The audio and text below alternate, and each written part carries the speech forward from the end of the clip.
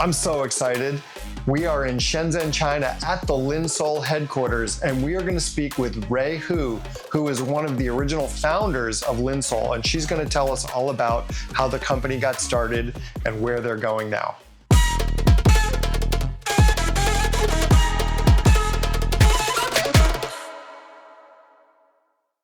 So Ray Hu, it's so nice to talk to you here in Shenzhen, China at the Linsoul headquarters. You are, I would guess, employee number 1 or 2 or 3 for the company? Except the two how to say that? The founders? The 2 founders, yeah. I am the number 1 employee. And how did you get involved with Linsoul at such a ground level? Yeah, Was there even a Linsoul? Yeah, when I joined, there's Linsoul already, but this is a long story. Okay. Linsoul was founded by 2 people, and I think you know the story. And I am a good friend to Lillian, one of the founder of Linsoul. Yes. So when back into 2016, I was a little bit struggled with my career. And at that time, Lillian asked me to join Linsoul. So I think that may be a good chance that might change my life, maybe. So I just decided to come back from Chengdu to Shenzhen to just maybe explore a little bit and to see what I can do in the future. So you and Lillian, you're actually like childhood friends. We are more like the high school classmates. Okay, high school classmates. And then good friend after high school. Right, you stayed friends when you were both in university. Yes, yeah. And you said that there are 2 founders of Yes. Linsoul. Who's the 3rd person? Who's the other person? The other person is Stephen. He is like the soul of Linsoul. Oh, yes. Okay. He is really interested in the audio product. So that's why Linsoul came out. Okay. And Lillian and Stephen are married, right? Yes. Okay. So the story is we have a young Chinese couple who one of them is into audio, that's Stephen, and Lillian is essentially a genius entrepreneur, and they got together. Yeah. And they said to you, hey, you want to join the club? Let's go see if we can change the world. Yes. Yeah. Yeah. What was your first product? I think at the beginning, Linsoul, because we are very small, so we started from something easier to do. So we begin with KZ products, some other Chinese brands, 7Hertz or ZiiGaat, or those kind of brands. Yeah. Belon, I think. Yes. Yeah. And we also, at that time, we are also in the process of creating our own brands, like Tripowin, Thieaudio, kiwi. I met Lillian and Stephen in 2019 on a trip to China. I came here. Actually, it was just around the corner in a much smaller office. And I remember the Thieaudio Phantom was the planar headphone. Yes. I bought a pair. And that may have been the first Thieaudio product. Do you know? Yeah, Okay. I think so. Yeah. Okay.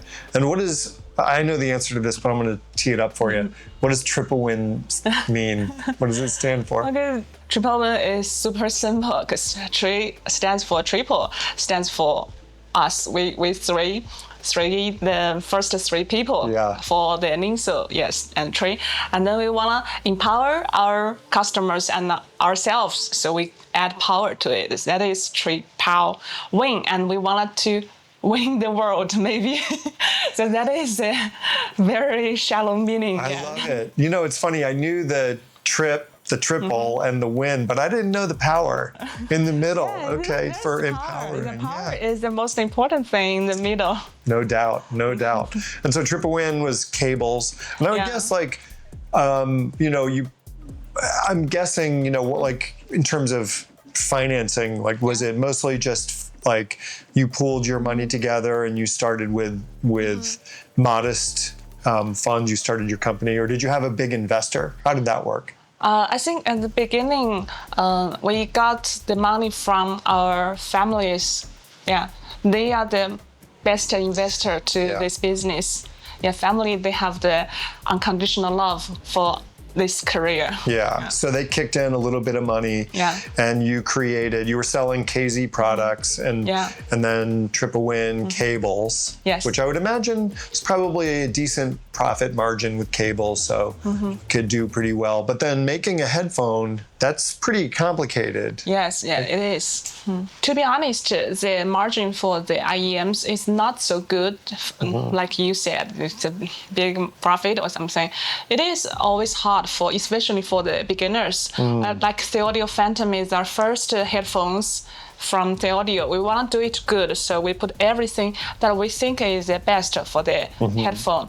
So the cost is quite high. And I remember we began this project from the crowdfunding. You did? You did like a Kickstarter? Yes, yeah. Oh, okay. Yeah. So it's quite a tough time, to be honest. Yeah. That's tough. And it was a mildly successful product. I think some people loved it. Yes. Some people didn't love it. Yeah. Then you came out with like the Voyager series and the Legacy series. Yeah. And that's when you really took off. Yes. Was that like that Legacy 3? That was like $150 or $60 maybe. That's kind of what I remember putting you on the map. Yeah, I think Thieaudio really stands out with those in-ear monitors. Yeah. And just to change the game, the high-end IEMs status in the market. Right? Yeah. And so Thieaudio has always sort of been your high-end brand. Yes. What are some of the other brands that you have in your portfolio? We have Kiwi ears, yeah. Okay, Kiwi ears. And that's what brand that you founded. If Thieaudio is your sort of premium top product, how would you describe what Kiwi ears is to the Linsoul family? I think Kiwi ears is like a fun, young brand that has a lot of options for young people or the entry-level people who wants to try IEMs. Okay. Because Thieaudio, most of the products has more professional features that you need to have some knowledge about it, so you can get the full potential of the products. Yeah. And then ZiiGaat is another one of your brands. Yes. How would you categorize ZiiGaat? ZiiGaat begins from our factory, because we have our own factory to produce like Kiwi ears or those brands. And then we start to think maybe with our years of manufacturing, we should take the full potential of our factory to create a new brand. So ZiiGaat came out. ZiiGaat, you can see the ZiiGaat product has totally different style from Kiwi ears. You can tell, right? Yeah. For sure, yeah. Yes. It looks very different. Until I met Lillian and Steven in 2019, I didn't know really anything about sort of the face behind Linsoul or any of the brands. Yes. And now, I've come to China and I've gotten to meet, well, we've been friends for a while, and I realize like it's really like kind of like a tech startup. Like everyone here is young and energetic and super motivated. Like how do you find, well, I guess maybe the first question I would ask is like, at this point, how many employees roughly do you think you have? Over the past 5 years, we have been grown quite fast and quite big, I think, maybe, because compared to the first 3 employees, we already have more than 100 employees now. Wow. Yes. Okay, more than 100 employees. Yes. And in addition to audio products, you have another, some would call it a vertical or a category. Yes, Tell me about that. Okay, we still have one more category. I think some of you already know it or maybe heard about it. We have mechanical keyboards. Yeah. And what brand is that? Or what brands do you own? It's earphone. Earphone, yes. Right. Okay, that's really pretty interesting. Like there's a bit of crossover between, like how did you decide on keyboards? Okay, this story is back to our genius entrepreneur, Lillian. Yes. At that time, during the COVID, we kind of struggled for our business because, the COVID has disrupted many business, right? Totally. So we also struggled. At that time, Lillian just found that maybe we can try some mechanical keyboards because people are staying at home. I think maybe the keyboards is products that they will use every day because they still need to work at home. Right. That's why we get into this business. That was really smart. Yeah. Because it kind of exploded. Yeah, it is a good chance, good time to enter this business. Yeah, and it seems like they're both sort of like with IEMs and keyboards. It's like people who like gadgets. Yeah, they like the both. Changing things, like, because with the keyboard you can change the switches and the keycaps and the way it feels. And with IEMs, clearly like tip change or source changes or whatever, right? Or just changing IEMs all the time. Yeah. So now you have EPO Maker. We've got a bunch of IEM brands. What's the direction that the Linsoul family is headed? I think for now, we just want to focus in these two big categories because we think we still have big potential to make it better and perfect. Maybe. Yeah. Yes.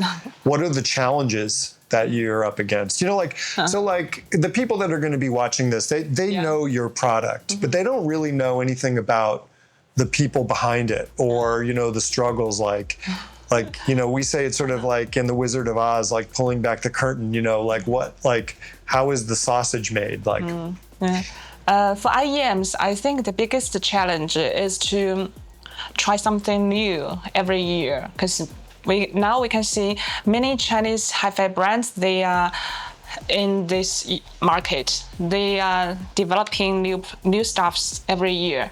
It also pushes ourselves to continuously develop new techniques or new shell, new cable or something to make better products for our customers.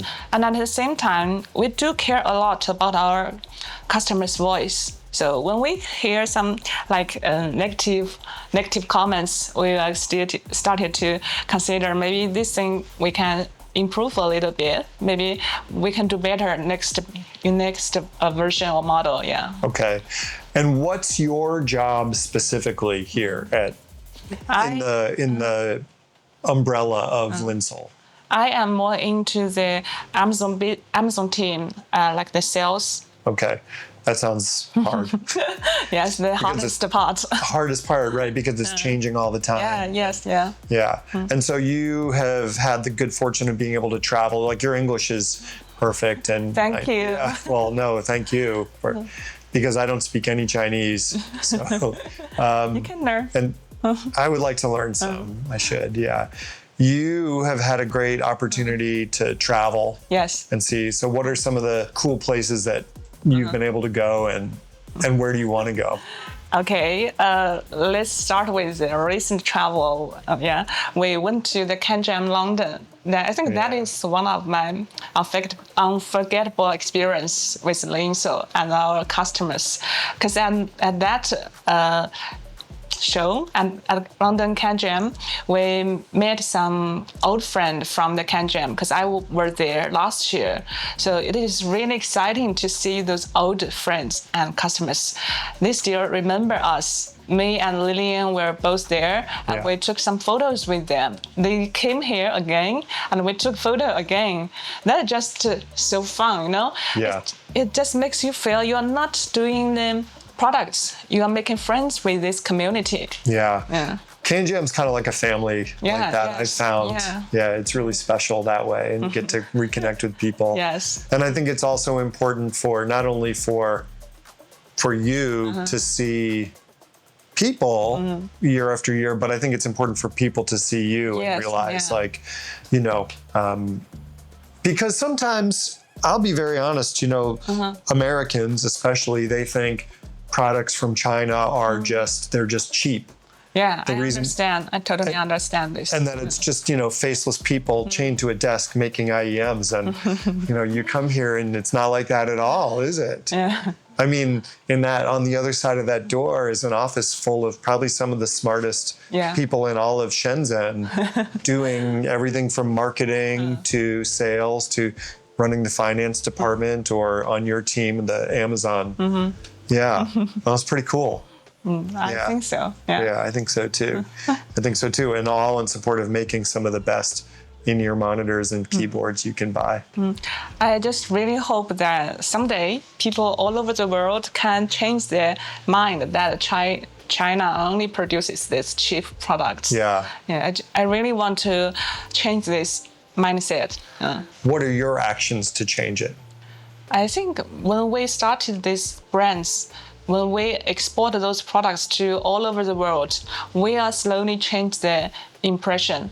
For example, Thieaudio, I don't think anybody thinks Thieaudio is a cheap Chinese products ever, right? Yeah. Yeah. That is I think in the beginning maybe. Yeah. But okay. I think with the legacy products, it was inexpensive and very high quality. Like when Toyota came to the United States, people bought Toyota cars because they were cheaper than Ford cars.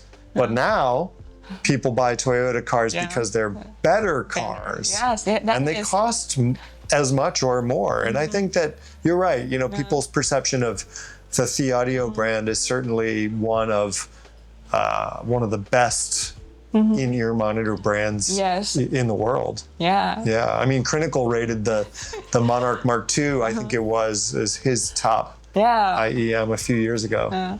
MK2 is really popular, and the MK4 is also getting popular. Yeah. What's your favorite in-ear monitor? To be honest, I haven't tried these models for a long time, but I think I like the MK3. The Mark III, Monarch Mark III. Yeah. Okay, that's a nice one. Yeah. I like the new Monarch Mark IV a whole lot. You have the same taste as the majority. I think so. It's the V16, Divinity V16 is my favorite. Thank you, Ray, for taking the time out of your very busy schedule to sit down and chat with me. Yeah, it's really nice. And thank you for all the Luckin coffees you order me. My pleasure, too. Because I haven't figured out how to I'll teach you. Okay, you're going to have to teach me. Yeah. You want to go figure it out now? Yes. Okay, let's go. Let's go. Okay. This video is brought to you by Linsoul.com. Linsoul sells IEMs, headphones, amplifiers, digital to analog converters, cables, really just about anything you could want for personal hi-fi or even home hi-fi. Their prices are great. The quality is exceptional, and their customer service is really second to none. Check them out in the link below.